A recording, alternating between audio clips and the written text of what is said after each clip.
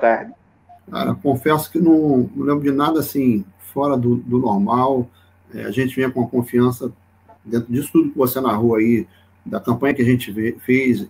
Aí eu costumo dizer assim, eu, pessoalmente, eu acho que foi o melhor campeonato que eu fiz. Talvez eu tenha atuado até mais, tido uma interferência de intervenções, enfim, em mais quantidade, talvez, do que o próprio Campeonato Carioca, talvez em função dos adversários, de ser um brasileiro, mas eu fiz um dos meus melhores campeonatos nesse ano.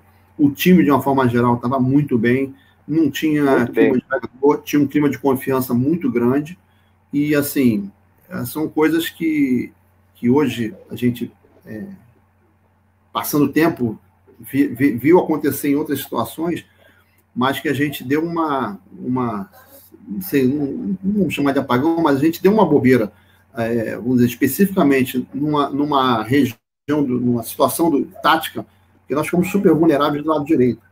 E por ali... Onde o Piá deitou e rolou, né? Enfim, e a jogada saiu por ali. Algumas coisas eu me recordo, e aí nesses jogos assim, é praticamente impossível você se comunicar até 5, 10 metros. Quando eu consegui falar com o Roberto Santos, né, para a gente ver ali, fechar aquele lado, porque já tinha havido antes do gol, pelo menos umas 2 ou 3 jogadas por ali. Sim, verdade. E a gente resolver lá, cortando, defendendo, enfim. E até que saiu o primeiro gol e as coisas aconteceram todas por ali e muito rapidamente. Então, em jogos como esse, que as coisas começam erradas, e não são fáceis, a gente não teve a capacidade de reorganizar aquilo ali, de consertar, de ver onde é que estava o erro, mas a gente ficou com uma vulnerabilidade tática ali do lado direito, nosso lado direito, muito grande. Foi por onde o Flamengo se aproveitou. Tinha um cara muito inteligente, um craque também, que comandava esse time, que era o Júnior, né? Tinha uma garotada ali, o próprio Piá, muitos jogadores muito rápidos. Tinha o Gaúcho, que era excelente atacante de área. As coisas aconteceram aí num período, como você falou, entre 10 e 30 e pouco, em 20 minutos. No intervalo de 20 minutos, praticamente tomou os 3 gols e aí... Ricardo, ficou realmente muito difícil. No intervalo daquele jogo, o Botafogo volta com uma outra postura. A gente vê que o Botafogo parece que dá uma acordada, teve uma chance clara de gol já no final. O Valdeir, como sempre, rouba a bola no meio do campo, passa por 2 marcadores e deixa o Carlos Alberto Dias na cara do gol para fazer o gol do Botafogo. Aquele gol do Botafogo iria diminuir aquela diferença para 2, melhor do que 3. O Dias consegue botar, só ele e o Gilmar, ele consegue isolar aquela bola. Mas o Botafogo ele voltou com uma outra postura e corrigiu esse problema na lateral direita, que você bem mencionou. Como é que foi o papo do Gil, do Búfalo Gil, no vestiário com vocês? 3-0, Botafogo favorito. O que o Gil falou para vocês, que corrigiu? O que você se lembra daquele vestiário, daquele fatídico primeiro tempo de 92?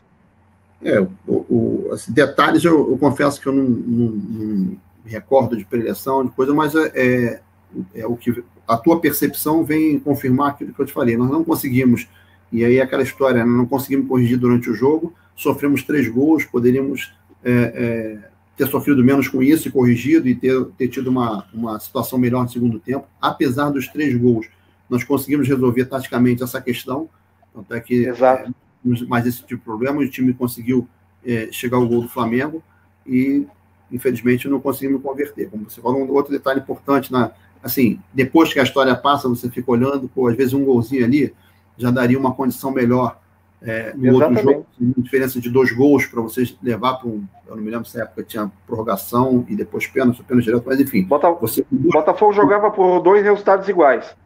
Então, 2 gols você já teria igualdade, ou seja, já estava com o título na mão de novo.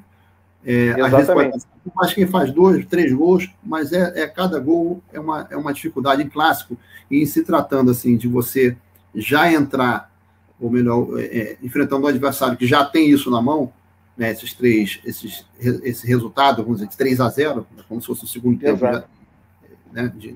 um outro tempo de 90 minutos, ele já com 3-0 na mão, como volta a falar, um goleiro experiente como o Gilmar, o cara ali no meio júnior, enfim. O goleiro de Copa do Mundo. Sim, conseguem com alguma facilidade administrar isso, tempo e tal, segurar, enfim. A gente falava sobre isso, a questão de você se fechar, não que o Flamengo tenha se fechado atrás, mas você se prepara para se defender, né, com mais atenção, para que você não sofra gols, e na medida que você der, e um time com a qualidade do Flamengo conseguiria jogar, como conseguiu, fez um jogo de igual para igual, e acabou chegando aos 2-2 no jogo final. A gente, na verdade, eu sou um cara que sempre acredito enquanto a possibilidade, poderia ser 4, o que fosse, eu ia entrar pensando. Eu não sei se as outras 10 cabeças, os outros, às vezes tem uma ponta de dúvida, eu nunca tenho. Eu não vejo nada como impossível. Verdade. Ricardo. Eu não vejo nada como impossível se é a menor possibilidade. Agora, a gente tem que fazer 3 gols, falta 30 segundos e não tem mais acréscimo. Aí é impossível.